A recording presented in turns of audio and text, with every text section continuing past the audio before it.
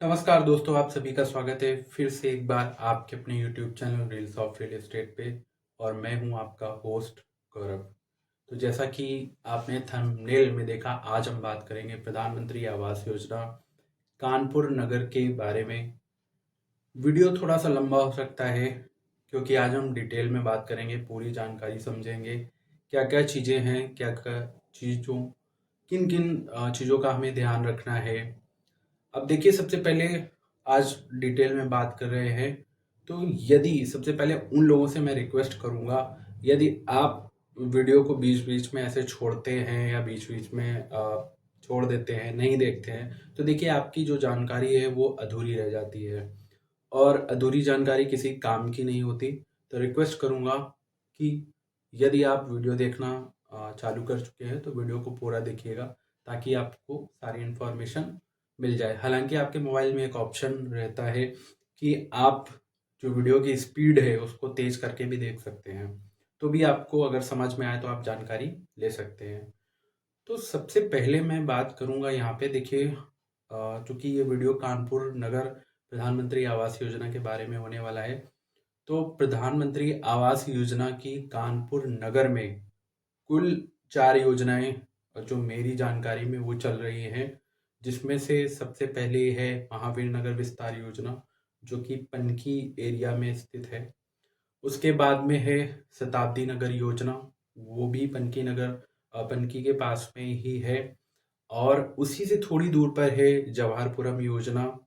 और फिर उसके साथ में यदि आप कानपुर के आउटर थोड़ा जाएंगे साउथ की तरफ, कानपुर साउथ की तरफ, तो दिल्ली सुजानपुर की तरफ एक भागीरथी जानवी योजना और सकरापुरी योजना, ये 3 4 5 योजनाएं जो प्रधानमंत्री आवास योजना के अंतर्गत चल रही है।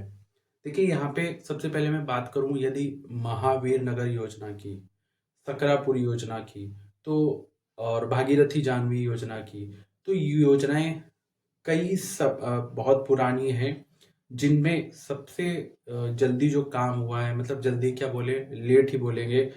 महावीर नगर की जो योजना है, वहाँ पे कई लोगों की रजिस्ट्री हो गई और मतलब एक आबादी वहाँ पर अभी बस चुकी है। तो महावीर नगर योजना के भी हमने कई सारे वीडियो बनाए और लोगों के साथ में शेयर किए। आप सभी लोगों का बहुत सारा सपोर्ट मिला, प्यार मिला, आप लोगों ने कमेंट किए। आपके कमेंट से ही हमें प्रेरणा मिली और हमने नए नए वीडियो बनाए कि लोकेशन क्या है, अभी वहाँ पे क्या व्यवस्था है। और धीरे धीरे हमने उसके सारा प्रोसेस समझाया कि रजिस्ट्री कैसे होगी, आवंटन पत्र आपको कैसे मिलेगा, या आपको कुछ इश्यू आ रहे हैं तो कैसी चीजें होगी। तो अब जो मेन योजनाएं बची, देखिए भागीरथी जानवी योजना और जो सकरापुरी योजना है, वो भी योजनाएं जो हैं प्रोसेस में हैं।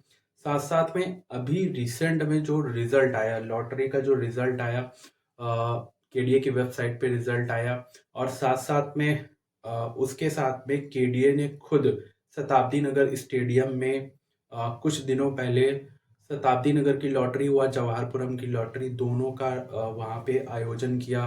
कुछ लोग वहाँ पे गए, कुछ लोगों के मुझे कमेंट आए कि हम वहाँ पर नहीं जा सके। तो हमारा क्या हुआ, हमें फ्लैट मिला या नहीं मिला? तो देखिए, सबसे पहले मैं इन दोनों योजनाओं की बात करूंगा क्योंकि इनका रिजल्ट आ चुका है और कई सारे लोगों के मेरे पास कमेंट आए कि इसका क्या प्रोसेस है। तो देखिए, किसी पर्सनल रीज़न के तहत मेरा स्वास्थ्य थोड़ा सही नहीं था, इसलिए मैं उस टाइम पे उस चीज़ पे ज़्यादा ध्यान नहीं दे पाया। क्योंकि स्वास्थ्य नहीं सही है तो आप भी उस चीज़ पे काम नहीं कर पाएंगे उतना। तो बाद में चूंकि मुझे वहाँ पे मौजूद रहना था या मेरा जाना जरूरी था, ताकि मेरा जाना वैसे जरूरी नहीं था, मैं कोई वहाँ का कार्यकर्ता नहीं हूँ, बट लोग जानकारी जुटाने के लिए मुझे वहाँ पे जाना जरूरी था, लेकिन मैं उस समय वहाँ पे उपस्थित नहीं हो सका क्योंकि मेरा स्वास्थ्य सही नहीं था। आप सभी को पता है, ठंड का मौसम है और इस वजह से स्वास्थ्य थोड़ा बिगड़ जाने के कारण मैं वहाँ पे उपस्थित नहीं हो सका। तो ये रीज़न रहे। अब बात करेंगे, सबसे पहले पॉइंट की बात करेंगे। देखिए, जो चीज़ें निकल गई हम उनका कुछ नहीं कर सकते, लेकिन अब आगे क्या, आगे का प्रोसेस क्या है उसके बारे में हम यहाँ पे बात करेंगे। तो सबसे पहला जो कमेंट या बहुत सारे प्रश्न जो लोगों ने कमेंट किए कि हम वहाँ पर पहुँच नहीं पाए या हमारा फ्लैट आया कि नहीं। देखिए केडीए ने जो वेबसाइट पे जो ध्यान से मेरी बात को सुनिएगा, यहाँ पे केडीए ने जो वेबसाइट पे जो लॉटरी रिजल्ट दिया था वो एक्चुअल में फाइनल नहीं था। उन्होंने रैंडम लोगों के लिए रैंडम मतलब किसी के भी जिन्होंने भी फॉर्म भरे थे योजना में, सभी के नाम क्या कर लिए, इंक्लूड कर लिए, सभी के नाम ले लिए उस लॉटरी का जो रिजल्ट था उसमें। और उसमें क्या हुआ, उसमें देखिए मैंने पहले भी बताया था कि उसमें जो है आरक्षण व्यवस्था लागू की गई। अब जैसे जो दिव्यांगजन हैं, जो विडोज हैं, या जो सीनियर सिटीजन्स हैं, या जो एससी एसटी, या जिनको मान लीजिए अब रिजर्वेशन मिलना था, सबसे पहले उनको वरीयता दी गई।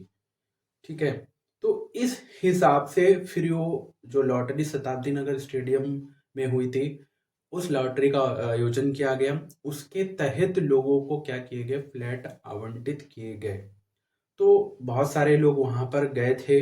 और आप सभी से रिक्वेस्ट करूंगा, यदि आप मेरा वीडियो देख रहे हैं और जो लोग भी उस लॉटरी में उपस्थित हुए थे, तो आप हमें कमेंट करके बताएं, मुझे कमेंट करके बताएं कि आपको अभी तक आपका क्या प्रोसेस हुआ है, क्या आवंटन लेटर आपको मिल गया है, या केडीए से आपको कोई इन्फॉर्मेशन मिली है या नहीं। तो ये जानकारी हमें ज़रूर बताइएगा कमेंट के माध्यम से। मैं आपके कमेंट का इंतज़ार करूँगा। तो पहली बात ये हो गई।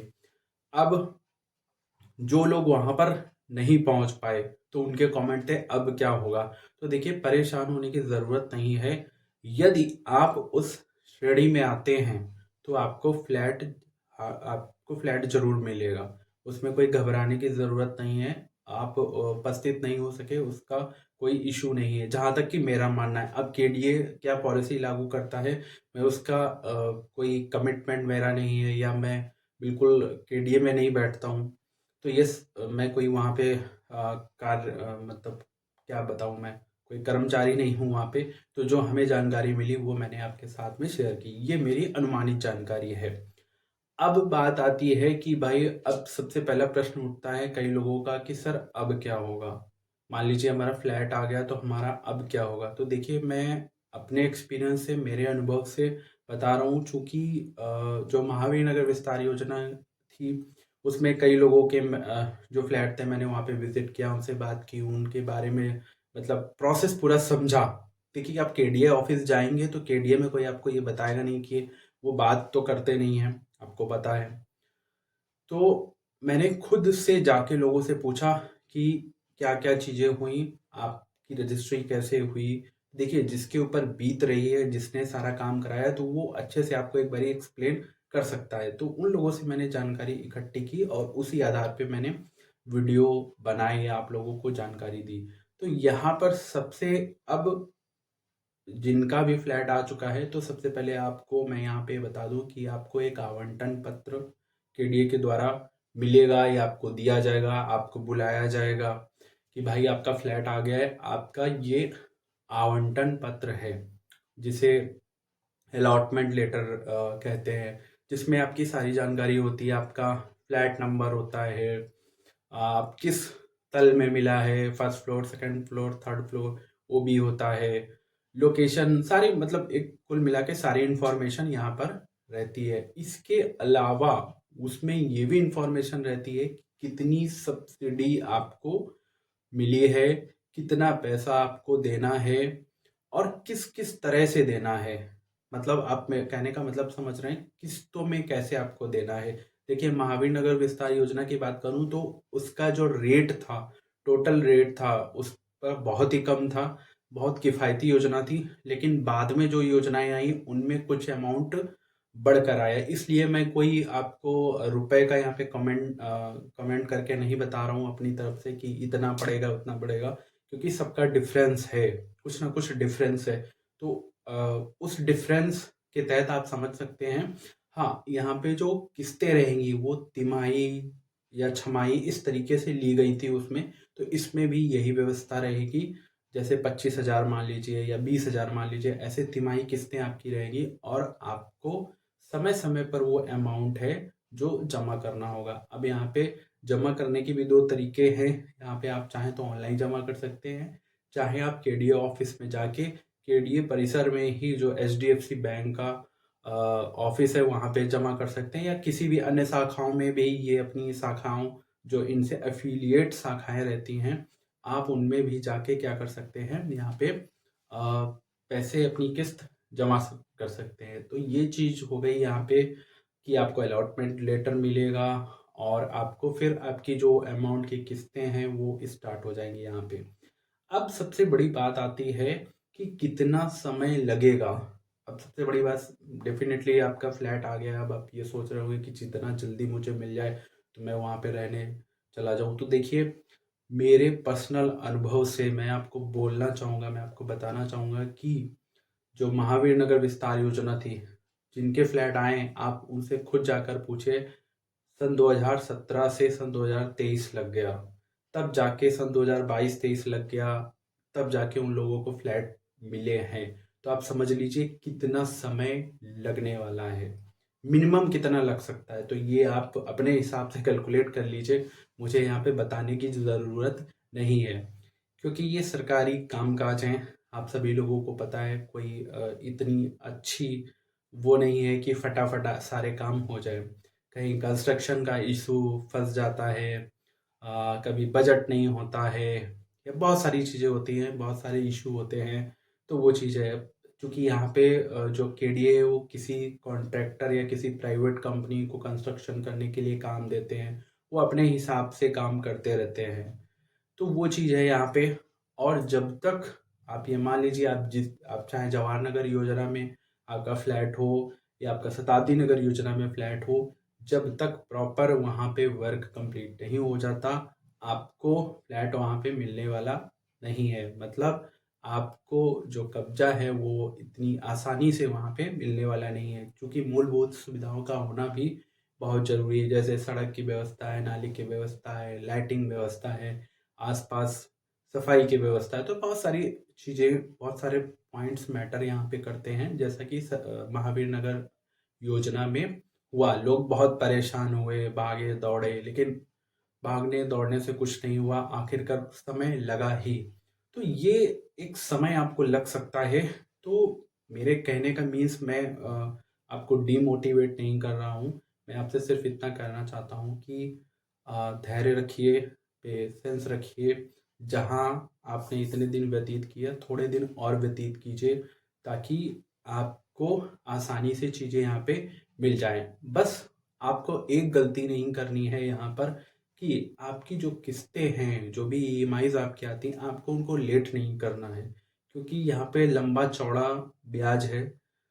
चूँकि जो महावीर नगर योजना का पम्पलेट था, मतलब जो आवंटन पत्र था, उसमें इन्होंने 13% के हिसाब से लिखा था, ब्याज लिख कर आया था। तो ये समझ लिए 13% बहुत होता है यदि आपकी 1-2 किस्तें लेट हो गई। क्योंकि आज मेरे चैनल पे मैं देखता हूँ कि जो मध्यम वर्गीय लोग हैं वो यही जुड़े हुए हैं। तो मैं इसीलिए आपको ये रिक्वेस्ट करूँगा कि अपनी व्यवस्था बनाकर रखिए, आराम से किस्तें समय पर पहुँचाइए, ताकि आपको कोई ब्याज का दंड, ये सब सारी चीज़ें ना लगे। इससे आपका 1-2 चीज़ें, देखिए मैं बता दूँ क्या हो जाता है यहाँ पे।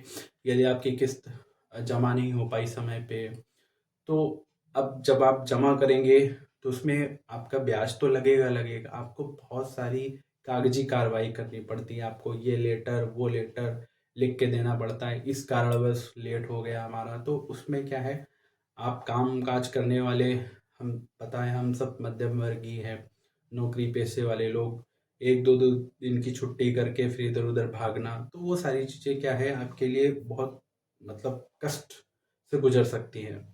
तो यही चीज़ मैं यहाँ पे बोलना चाह रहा हूँ, ये गलती मत करिएगा। अपनी सारी व्यवस्थाएं सुचारू रूप से रखिएगा। ये फ्लैट आपको मिल गया है, मुबारकबाद है, बधाई के पात्र हैं आप।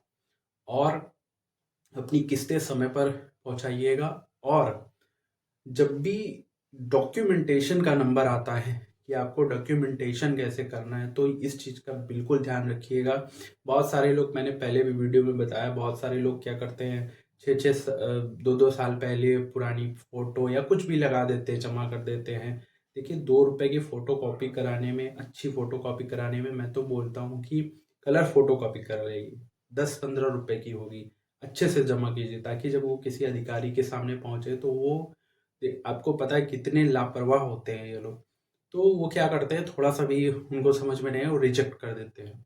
आपकी फोटो समझ में नहीं आ रही, रिजेक्ट कर दिया भाई, जमा कीजिए फोटो, ये आपको दौड़ाने लगते हैं। तो इन सारी चीज़ों का बहुत छोटी छोटी बातें हैं जो मैंने एक्सपीरियंस किए हैं, मैंने लोगों से पूछा है, मैंने ऐसे ही लोगों से बात की, मैंने एक लोगों से बात की, उन्होंने मैं एक दिन केडी ऑफिस गया, एक लोग बाहर खड़े थे, मैंने उनसे पूछा कि क्या हुआ, तो उन्होंने बोला कि लौटा दिया और बोल रहे हैं कि आपकी फ़ोटो मैच नहीं कर रही है।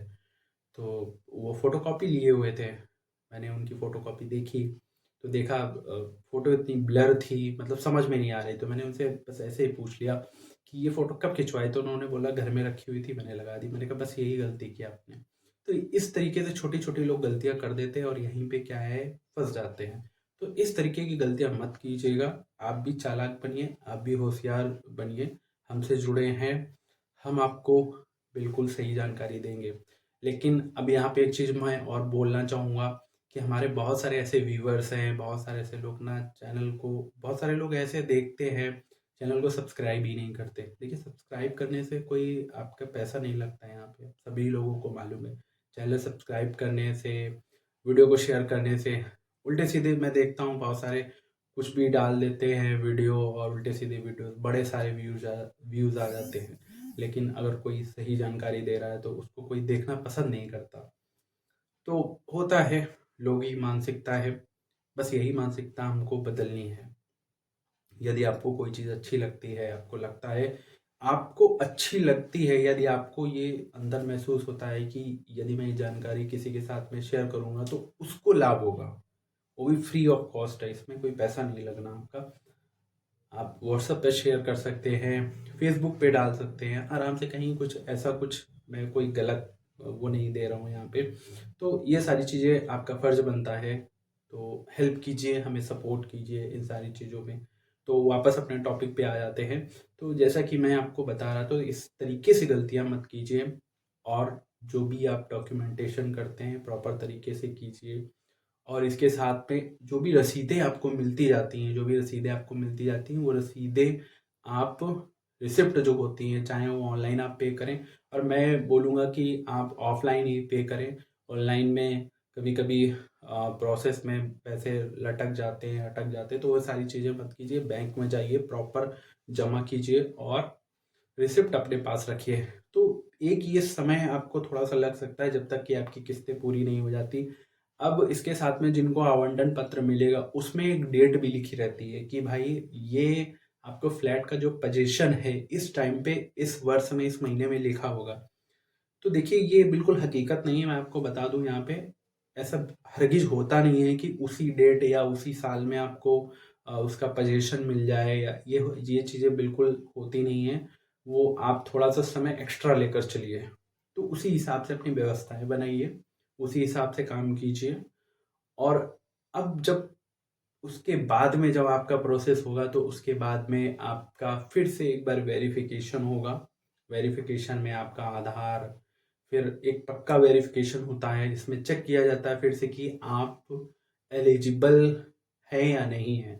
एलिजिबल मतलब आपने जमा तो कर दिया सब सारी चीज़ें, मतलब उसमें ऐसा नहीं होता कि आप, मतलब फिर आपसे लॉटरी ले ली जाए, ऐसा कुछ भी नहीं होता है।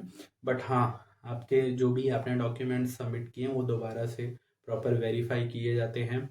और जो सब्सिडी रहती है वो क्रेडिट की जाती है उस टाइम पे, जिसका ऑफिस के डीए में ही है, वो सब्सिडी लिंक करते हैं।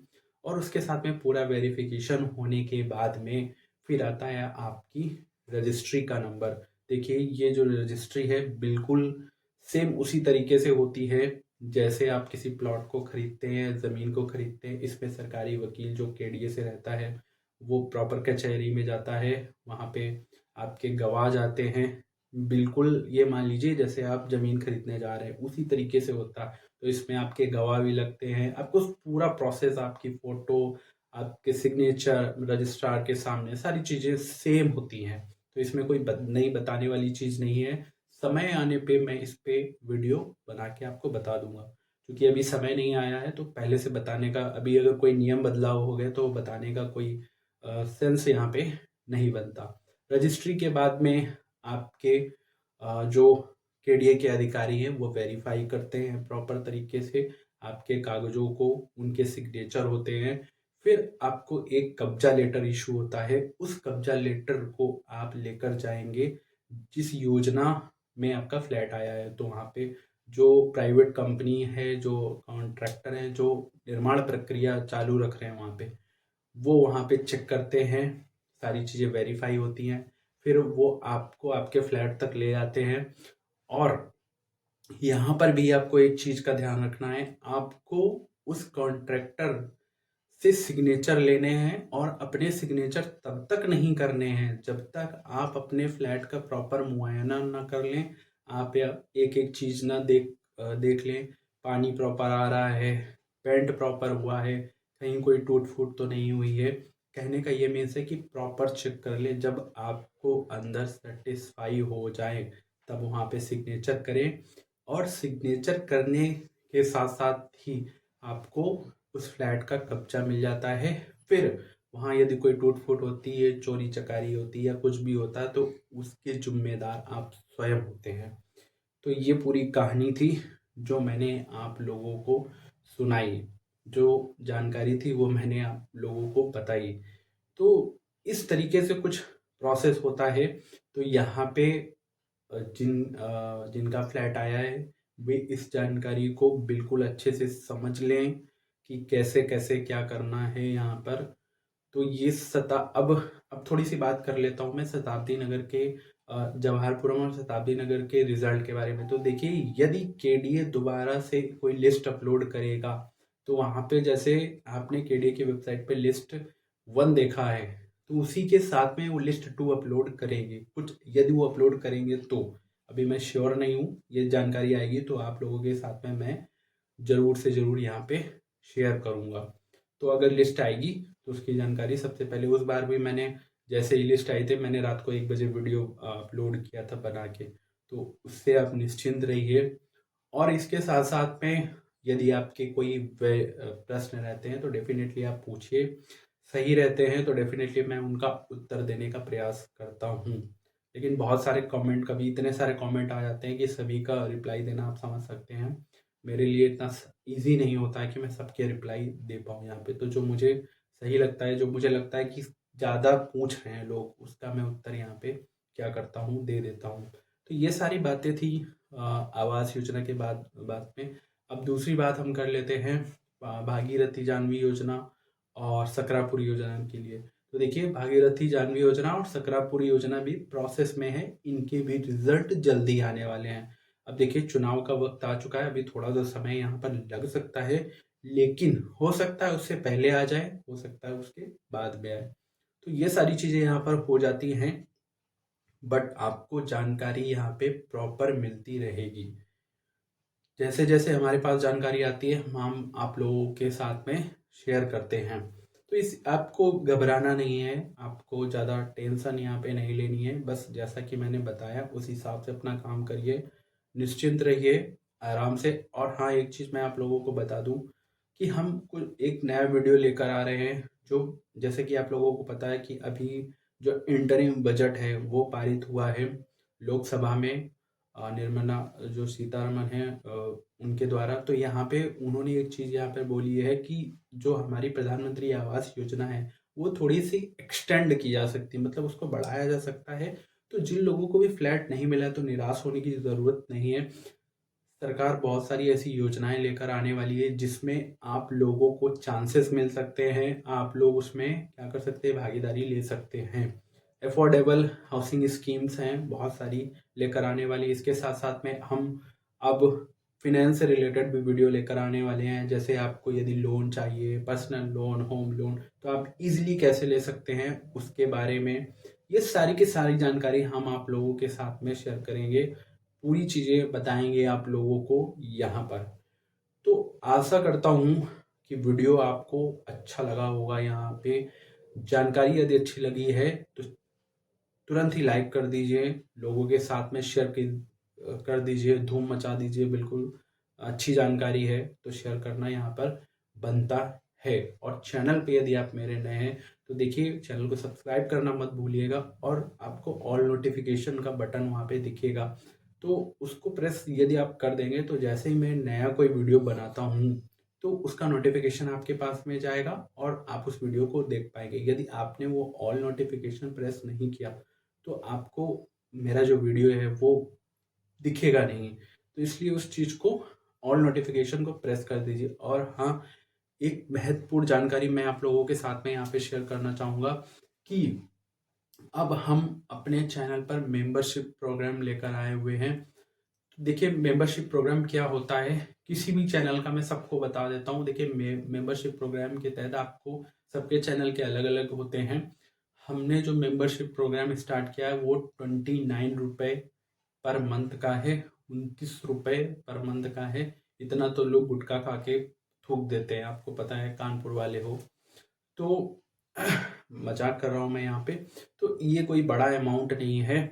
तो यदि आप चाहें तो अब इसका आपको सबसे पहले मैं फ़ायदा बता देता हूँ। इसका फ़ायदा ये है कि यदि आप हमारे चैनल के मेंबर हैं और आप कमेंट करते हैं तो सबसे पहले मैं उसकी कमेंट का रिप्लाई करूँगा, प्रॉपर उसको सल्यूशन जाएगा।